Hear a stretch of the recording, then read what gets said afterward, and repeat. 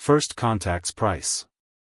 The massive holographic displays in Earth Defense Command's underground chamber cast an eerie blue glow across Admiral James Harrison's weathered face.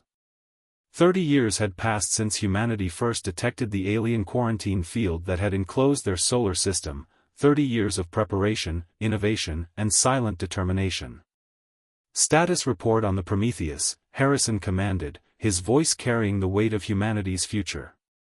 Director Kira Patel stepped forward, her quantum tablet projecting detailed schematics into the air. The quantum drive core is stable, Admiral. All tests indicate we've successfully recreated and improved upon the Confederation's gravity manipulation technology. We're ready. The journey to this moment had been anything but simple. When the crystalline ships first appeared at the edge of their solar system, humanity had watched in collective breath as they deployed their containment field, a shimmering barrier of exotic particles that effectively cut Earth off from the rest of the galaxy. No communication. No explanation. Just imprisonment. But they had underestimated human ingenuity. While the Confederation assumed they were containing a primitive species, Earth's greatest minds had been studying the barrier, reverse engineering its principles, and developing countermeasures in absolute secrecy. "Show me the Prometheus," Harrison ordered. The holographic display shifted, revealing their masterpiece. Unlike the organic curves and crystalline structures favored by the Confederation, the EDS Prometheus was a testament to humanity's unique approach to engineering. Its angular hull was composed of metamaterials that could absorb or deflect energy weapons, while its revolutionary quantum drive core gave it capabilities that would shock their would-be jailers. "The crew is ready, sir," reported Captain Raj Sharma, the ship's commanding officer. His dark eyes reflected the determination that had driven humanity's resistance. "We've run every possible simulation. The quantum missiles are primed, and our stealth systems are operating at peak efficiency." Harrison nodded slowly, remembering the day they'd first detected the quantum signatures of the Confederation's patrol ships. Their arrogance in using unshielded communications had given Earth scientists the data they needed to begin their work. "Director Patel, update on the global defense grid?" Kira's fingers danced across her tablet. "All planetary defense stations are operational. The lunar bases are fully armed, and Mars Command reports all systems green. If the Confederation responds aggressively to our breakout, we're as ready as we'll ever be." The room fell silent as Harrison stepped closer to the tactical display. Hundreds of red dots indicated Confederation patrol ships, maintaining their decades-long vigilance. Soon, they would learn the cost of their presumption. "Commander Wei, status of Operation Darkstar?" From his station, Commander David Wei looked up from his neural interface. "All sleeper cells are in position, Admiral. The moment Prometheus makes its move, our agents will begin disrupting Confederation communications across 3 sectors. They won't be able to coordinate an effective response." It had taken years to infiltrate agents through the quarantine field's periodic fluctuations. Disguised as merchants and refugees from other worlds, they had established a hidden network throughout nearby Confederation space. The aliens' bureaucratic complacency had worked in humanity's favor. "What we do today," Harrison addressed the command staff, "will reshape the galaxy. The Confederation believes they're protecting the cosmos from dangerous, emerging civilizations. Their quarantine system has imprisoned countless species, stunting their development and denying them their rightful place among the stars." He gestured to the Prometheus's image. "This ship carries more than weapons and technology. It carries humanity's message to the galaxy: no species has the right to imprison another. No civilization has the authority to judge which races are worthy of the stars." Captain Sharma straightened his uniform. "The crew understands the stakes, Admiral. We've trained for this moment for years. The Prometheus may look primitive to Confederation sensors, but the moment they realize what we've achieved." A slight smile crossed his face. "Understood, Captain." Harrison turned to face the assembled command staff. Humanity never asked for this conflict. We would have welcomed peaceful contact with the galactic community. Instead, we were caged like animals, our potential denied. Today, that changes. Director Patel's tablet chimed softly. Final diagnostics are complete, Admiral. The Prometheus's quantum core is spooling up. We can begin the operation at your command. Harrison took a moment to study the faces around him: engineers, soldiers, scientists, strategists. Each had dedicated their lives to this moment, working in secret to ensure humanity's freedom among the stars. Send the signal, he ordered. Operation Stormbreak begins now. Throughout the solar system, hidden facilities hummed to life. Defense platforms charged their weapons, while quantum communication arrays prepared to coordinate humanity's response to any counterattack. Aboard the Prometheus, Captain Sharma took his place on the bridge. The ship's quantum core pulsed with power as final launch preparations began. In hours, the Confederation would learn that their quarantine system had not contained humanity, it had forced them to evolve, to innovate, to become something far more formidable than they could have imagined. The age of imprisonment was ending. The age of liberation was about to begin. Breaking the chains. Grand Arbiter Vexlon's crystalline form trembled as emergency alerts flooded the Confederation's central command chamber. The massive curved walls, normally displaying serene galactic vistas, now flickered with warning signals and tactical displays. Impossible, they whispered, multifaceted eyes fixed on the incoming data. The quarantine field has been breached, finished Subcommander Ixil, their bioluminescent patterns pulsing with anxiety. Sector 7, the human system. They've developed technology that shouldn't be possible for their advancement level. The massive chamber, hewn from living crystal and quantum-linked to every major Confederation installation, erupted in chaos. Representatives from 1,000 worlds demanded explanations, their voices mixing in a cacophony of translated speech and emphatic gestures. On the central display, a vessel unlike anything in Confederation records emerged from the dissipating energy of the shattered quarantine field. Its angular form and exposed metal structure marked it as clearly human in origin, yet its capabilities defied all expectation. Analysis.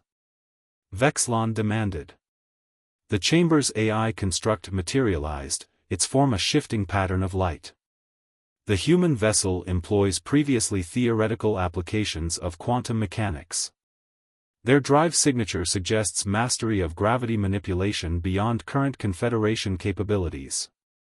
Hull composition includes metamaterials that. How? Interrupted Counselor Zara Th, their serpentine form coiling in agitation. They were contained. Primitive. Their most advanced vessels were chemical rockets. Before anyone could respond, the tactical display shifted. Across 3 sectors, Confederation communication networks suddenly went dark. Coordinated strikes from seemingly nowhere disrupted quantum relay stations, while sleeper agents activated long-dormant sabotage protocols. Multiple hostile contacts detected, the AI reported dispassionately. The human vessel is not alone. Reading quantum signatures from the lunar surface of their satellite. Their red planet. Multiple points throughout their system. Vexlon's crystalline form darkened with dread. They've been preparing. All this time, while we watched their visible technology, they were building this. They gestured at the tactical display, where the human vessel, designation unknown, was easily evading the local patrol fleet's attempts to re-establish containment. The ship moved like nothing they'd ever seen, its quantum drive allowing it to manipulate spacetime in ways the Confederation had only theorized. As they watched, it launched weapons, primitive-looking missiles that somehow carried quantum warheads capable of bypassing their most advanced shields. Patrol Group Sigma is reporting critical damage, Ixil announced, their bioluminescence dimming. The human vessel's weapons, they're based on principles we abandoned as impractical centuries ago. Our defenses aren't designed to counter them. A new alert flashed across the displays. The human vessel was broadcasting on all frequencies, using the Confederation's own communication protocols. A figure appeared, bipedal, clothed in what appeared to be a formal military uniform. Captain Raj Sharma stood tall, his dark eyes reflecting an unmistakable determination. "Attention Confederation Command. I am Captain Sharma of the Earth defense ship Prometheus. For 30 years, you have imprisoned our species without provocation or communication. You denied us our rightful place among the stars, assuming we would remain ignorant and contained." The captain's voice carried no hint of anger, only resolute purpose. "That ends today. We have spent these decades studying your technology, improving upon it, and preparing to free not only ourselves but all species unjustly quarantined by your civilization." Vexlon moved to respond, but Sharma continued. "Your patrol fleet has already experienced our capabilities. We possess no desire for wholesale destruction, but we will no longer accept imprisonment. The quarantine system ends now." As if to emphasize his words, new alerts flooded the command chamber. The Prometheus had transmitted quantum encryption keys to every quarantined civilization in Confederation space. Data packets containing advanced technology specifications, defense protocols, and strategic intelligence streamed through channels the Confederation couldn't block. "By the first light," whispered Counselor Zara-Th. "They're not just freeing themselves. They're arming every species we've contained. Teaching them. Uniting them." The Prometheus effortlessly dodged another attempt to trap it in a stasis field, its quantum drive allowing it to manipulate spacetime in ways that made traditional Confederation tactics useless. With each passing moment, more communication networks went dark as humanity's hidden agent struck from within. "We are transmitting one chance for peaceful resolution," Sharma declared. "End the quarantine system. Acknowledge the right of all species to develop without interference. Join us in creating a truly equal galactic community." Vexlon's crystalline form resonated with ancient frequencies, a sign of deep distress in their species. "And if we refuse?" Sharma's expression remained neutral, but his eyes hardened. "Then you will face not only humanity but every species you've wronged. We've spent 30 years preparing for either outcome. The choice is yours." The tactical display told the story. Already, quantum signatures were appearing in other quarantine systems as imprisoned civilizations began activating technology humanity had secretly shared.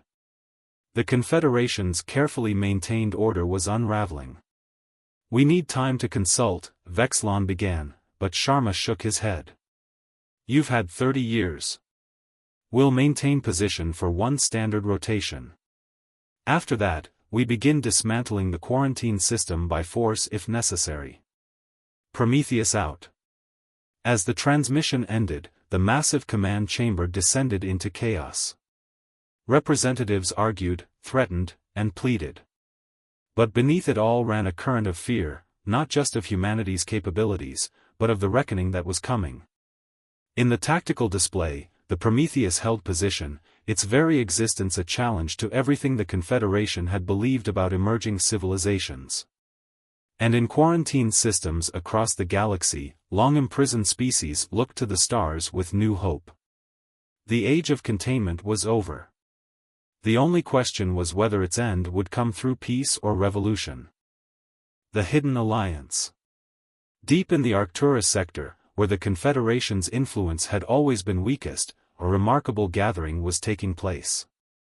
The EDS Prometheus hung in space alongside vessels of startlingly diverse design, ships from dozens of formerly quarantined civilizations, each responding to humanity's call for alliance. Captain Sharma stood in the Prometheus's newly constructed conference chamber, surrounded by representatives of species that until recently had been trapped behind quarantine fields like Earth's. The chamber hummed with translator devices and quantum communication arrays, allowing real-time dialogue between civilizations that had never been meant to meet. The Confederation's response time is growing slower, reported Commander Naira of the Kelvin species, her crystalline exoskeleton refracting light as she moved. Their command structure is fragmenting. Many of their member worlds are questioning the quarantine system's legitimacy. Admiral Harrison's hologram nodded from Earth. As expected. Director Patel's analysis suggested their society would struggle to maintain cohesion once their fundamental assumptions were challenged. The gathered representatives turned their attention to the tactical display dominating the chamber's center. It showed the current state of what was becoming known as the Liberation Front, dozens of formerly imprisoned civilizations, now armed with humanity's quantum technology and united in purpose. The Confederation still possesses numerical superiority, noted High Speaker Tsal, their gaseous form swirling with patterns that indicated deep thought.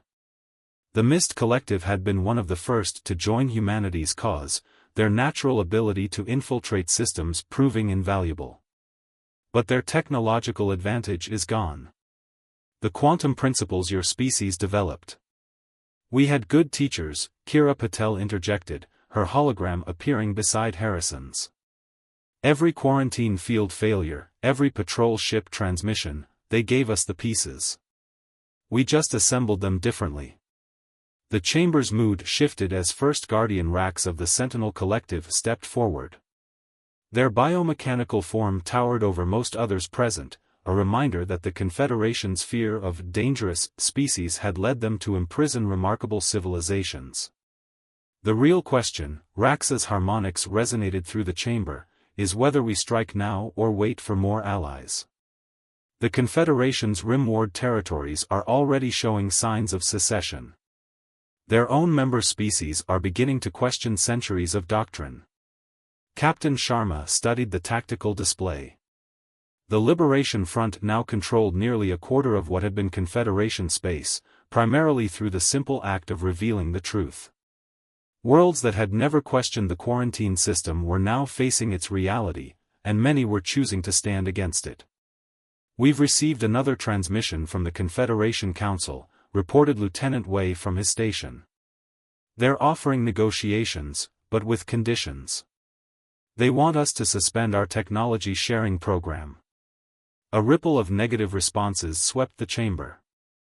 The sharing of quantum drive technology and advanced weaponry had been key to uniting the formerly quarantined species. It wasn't just about military advantage, it was proof that humanity's approach to galactic civilization was fundamentally different from the Confederation's. They fear what we represent, observed Naira, her crystalline form vibrating at frequencies that indicated amusement. Not just our technology, but our willingness to trust, to share, to uplift rather than suppress. Harrison's hologram shifted slightly. The Confederation built its power on the principle of control. They decide which species are ready for advanced technology, which civilizations deserve a place among the stars. We reject that premise entirely. And that rejection is spreading, added First Guardian Rax. Our intelligence suggests that even species that were never quarantined are beginning to question the Confederation's authority. The idea that any civilization has the right to judge another's worthiness. The tactical display updated, showing new quantum signatures appearing at the edge of Liberation Front space. More ships were arriving, some from newly freed civilizations, others from Confederation worlds that had chosen to switch allegiance. We should discuss the Omega Protocol, Kira suggested quietly. The chamber fell silent. The existence of this final contingency plan was known to only a select few within the Liberation Front. Captain Sharma nodded slowly. If the Confederation chooses war over acceptance, we need to be prepared. Director Patel's team has confirmed the existence of their central control network, the quantum web that coordinates their entire quarantine system. A single point of failure, mused Saul, their gaseous form swirling faster. If we could shut it down. We can do more than that, Kira's hologram smiled. We can reprogram it. Turn their own system against them. But the cost would be high. We'd need to strike at the heart of Confederation space. The gathered representatives exchanged glances. What had begun as a bid for freedom had evolved into something larger, a fundamental challenge to the galaxy's established order. The choice before them was momentous: continue their gradual expansion, or risk everything on a decisive stroke. We should vote, suggested Naira. All species represented here have earned the right to decide their fate. Unlike the Confederation, we trust each civilization to choose its own path. As the chamber erupted in discussion, Captain Sharma moved to one of the viewport windows. The assembled fleet hung against the backdrop of stars, vessels of every size and design, united by shared purpose and humanity's quantum technology. It was beautiful, in its way. Proof that cooperation could achieve more than control ever had. Harrison's hologram appeared beside him. Having doubts, Captain? No, Sharma replied quietly. Just reflecting. When we first broke free, I thought this would be a simple fight for humanity's independence. But it's become something more. We're not just breaking chains, we're forging something new. That was always the real goal, Harrison smiled. The Confederation's greatest fear wasn't our technology. It was our idea that every species deserves the chance to reach for the stars in their own way, at their own pace. That no civilization has the right to judge another's worthiness. Behind them, the chamber's occupants were reaching consensus. The Liberation Front would continue to grow, to welcome new allies, but preparations for the Omega Protocol would begin immediately. If peace proved impossible, they would be ready to strike at the very heart of the Confederation's power. The stars seemed to shine brighter as the fleet began to move, ships of former enemies now flying in formation, united in purpose. The galaxy was changing, one freed civilization at a time. Shattered stars. The massive quantum archive beneath the Confederation capital of Illuminara held secrets dating back millennia. As emergency alarms blared through crystalline corridors, First Guardian Rax's biomechanical form moved with unexpected grace through the security checkpoints. Behind them, Captain Sharma and Commander Naira advanced carefully, their quantum disruptors ready. The data core should be 3 levels down, Kira Patel's voice came through their secure quantum link. The Confederation's entire historical database, and the truth about why they started the quarantine system. Above the ancient city, the greatest space battle in galactic history raged. The Liberation Front's combined fleet engaged Confederation forces while the Prometheus led a strike team straight to the heart of their civilization. The Omega Protocol was in full effect, but it had evolved into something more than a simple military strike. Security drones ahead, Naira warned, her crystalline form shifting to combat configuration. The automated defenders never stood a chance against the combined capabilities of 3 advanced species working in concert. Director Patel, Sharma called as they reached the central archive chamber, "We're in position. Begin the bypass sequence." The chamber's quantum-locked doors offered little resistance to humanity's hybrid technology. Inside, the accumulated knowledge of the galaxy's oldest civilization lay waiting, including the dark truth they had tried to hide. Accessing primary historical database, Kira reported. Breaking encryption now, wait. This can't be right. What is it? Sharma asked, watching as ancient holographic displays flickered to life around them. The quarantine system, it wasn't created to protect the galaxy from dangerous species. It was created to protect the Confederation itself. They were afraid. The displays showed scenes from thousands of years ago. A younger Confederation, encountering other species that developed along different technological paths. Species that challenged their assumptions about how civilization should progress. They built their society on the belief that technological and cultural development should follow a specific pattern, Rax observed, their biomechanical sensors processing the ancient data. When they encountered species that evolved differently, they panicked, Naira finished. Rather than accept that their way wasn't the only way. A massive explosion rocked the archive. Above, the battle for Illuminara's skies continued. The Liberation Front's quantum-enhanced ships fought alongside converted Confederation vessels whose crews had chosen to switch sides. Admiral Harrison, Sharma called through the quantum link, "Are you seeing this?" "Every word, Captain," Harrison's voice was grim. "We're broadcasting the archive data to all ships in the sector. The Confederation's own records are confirming everything we suspected." The displays showed more. Early protests against the quarantine system, silenced. Confederation scientists who questioned the policy, disappeared. An entire civilization built on the suppression of alternate paths of development. They didn't just fear our technology, Kira realized, her voice carrying through the quantum link. They feared our ideas. The possibility that their way of advancement wasn't the only valid path. Another explosion, closer this time. "Captain," Lieutenant Wei's voice cut in, "Confederation forces are making a push toward your position. They know what you found." Sharma turned to his allies. "Rax, Naira, we need to reach the control center. If we can't shut down their network, we won't fail." Naira's crystalline form pulsed with determination. "My people spent 8 centuries behind their quarantine field. Today, it ends." They fought their way deeper into the facility, each chamber revealing more about the Confederation's true history. They had begun as idealists, convinced their path of development was the safest, the most stable. Over time, that conviction had hardened into dogma, then tyranny. In orbit, the battle reached a crescendo. The Liberation Front's quantum weapons proved devastatingly effective against traditional Confederation defenses, while their shared technology allowed for unprecedented coordination between diverse species. "Control center ahead," Rax announced. Heavy resistance. The final chamber was defended by the Confederation's elite guard, true believers who understood what was at stake.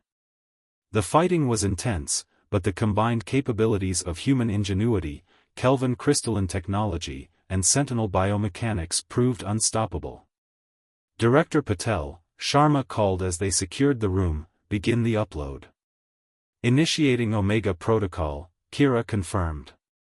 "But sir, I've modified it based on what we've learned. Instead of just shutting down their network."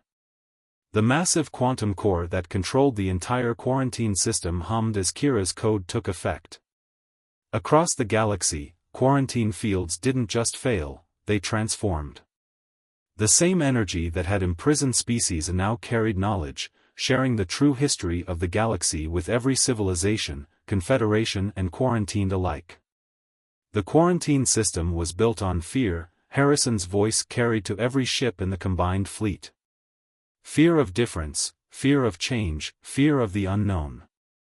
Today, we transform it into a network of sharing, of cooperation, of mutual growth. On the tactical displays, Confederation ships were powering down their weapons. The released historical data was having its effect. Crews and entire worlds were refusing to fight once they understood the truth they had been defending. "Captain," Naira called from her position at a control terminal, "something's happening in the quantum network. The energy patterns, they're changing." The chamber's displays showed it all. Across Confederation space, the transformed quarantine network was doing more than sharing information. It was creating connections between species that had been kept apart, allowing civilizations that had developed along different paths to share their unique perspectives and technologies. They wanted to force the galaxy to develop along a single path, Rax observed, their biomechanical systems interfacing with the quantum network. Instead, they're about to experience the power of true diversity. Sharma watched as the battle above slowly ceased, ship after ship standing down as the truth spread. "Send word to all Liberation Front forces," he ordered. "Hold position but do not fire unless fired upon. Let them process what they're learning." The ancient archive chamber, built to protect the Confederation's secrets, now served as the focal point for a transformation none of them had fully anticipated. They had come to end an empire built on fear and control. Instead, they were giving birth to something entirely new. "Sir," Kira's voice held a note of awe, "you need to see these readings. The quantum network, it's not just sharing information. It's evolving. All these different species, different approaches to technology and development, they're beginning to synchronize, to complement each other." The galaxy was changing, more profoundly than any of them had imagined. The age of quarantine was ending not in destruction, but in synthesis. Dawn of a new era. 3 months after the Battle of Illuminara, the great chamber of the former Confederation Council had been transformed. Where once crystalline thrones had arranged species by their supposed level of development, now representatives from all civilizations gathered in a vast circle of equality. The Liberation Front's victory had evolved into something far more profound than anyone had anticipated. Captain Sharma stood before the assembled delegates, the weight of history evident in his bearing. Behind him, the quantum network's holographic displays showed real-time data from across the galaxy, not measurements of containment fields, but the flourishing exchange of ideas and technologies between formerly separated species. "The last quarantine field fell yesterday," he announced. "But more importantly, the last Confederation holdout world has requested to join what we're now calling the Galactic Concordat." Admiral Harrison's hologram appeared beside him, along with Director Patel's. They were still on Earth, overseeing humanity's rapid but measured integration into the larger galactic community. Their approach, careful, collaborative, yet boldly innovative, had become a model for other species. "The quantum network continues to evolve," Kira reported, her excitement evident even through the holographic projection. "Each species adds their own perspective, their own technological approaches. We're seeing advancements that would have been impossible under the old system of isolation." First Guardian Rax stepped forward, their biomechanical form now incorporating elements of both human and Kelvin technology, a living symbol of the synthesis taking place throughout civilized space. "The Confederation's greatest fear has become our greatest strength. They believed different paths of development would lead to chaos. Instead, we found harmony in diversity." The chamber's displays shifted, showing scenes from across known space. On a dozen worlds, species that had developed along radically different lines now worked together. Humanity's quantum technology merged with Kelvin crystalline engineering and Sentinel biomechanics. The Mist Collective's natural infiltration abilities found new application in healing and exploration rather than warfare. "We've received another transmission from the Outer Rim," Commander Naira announced, her crystalline form refracting light in patterns of excitement. 3 more pre-quarantine civilizations have been discovered. Unlike the old Confederation, we won't isolate them. We'll give them the choice to join us at their own pace." The assembled representatives murmured in approval. The old fear of dangerous, emerging civilizations had been replaced by a recognition that every species had something unique to contribute. "There are challenges ahead," Harrison reminded them. "Not every species agrees with our approach. Some former Confederation worlds still cling to the old ways of thinking. But we're facing these challenges together, as equals." The quantum network pulsed with new data, and Kira's hologram shifted to highlight the information. "We're seeing something remarkable in the boundary regions between different species territories. The overlap of different technological approaches is creating innovation cascades. Problems that stumped individual civilizations for centuries are being solved through collaboration. And yet," Sharma added, "we maintain the primary directive that emerged from the liberation: no civilization has the right to force its path of development on another. The Concordat advises, supports, and shares, but never compels." High Speaker Tzal's gaseous form swirled in agreement. "The Confederation's archives showed us the cost of enforced uniformity.